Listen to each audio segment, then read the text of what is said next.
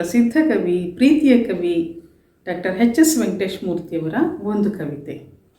ಕವಿತೆಯ ಶೀರ್ಷಿಕೆ ಮೀನು ಬುಟ್ಟಿಯಲ್ಲಿ.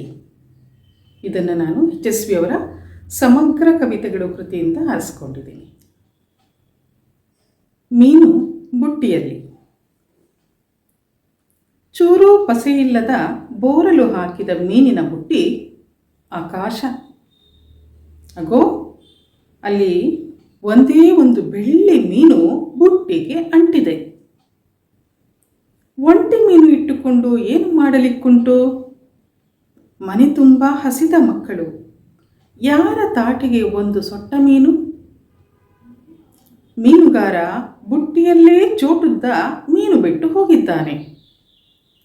ಒಂದು ಮೀನು ಹಿಡಿದುಕೊಂಡು ಸಂತೆಗೆ ಹೋದರೆ ನೋಡಿದವರು ನಕ್ಕಾರು.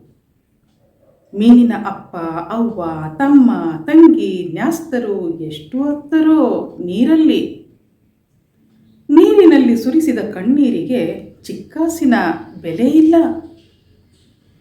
ಪ್ರತಿದಿನ ಈ ಮೀನಿನ ಬುಟ್ಟಿಯ ಕೆಳಗೆ ಸಾವಿರಾರು ಮಂದಿ ಸಾಯುತ್ತಾರೆ.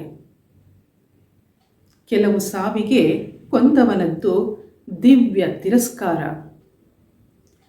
ಹೋಳುವುದಿಲ್ಲ, ಸುಡುವುದಿಲ್ಲ, ಅಪರ ಸಂಸ್ಕಾರ ಇಲ್ಲ, ಸ್ಮಾರಕವೂ ಇಲ್ಲ.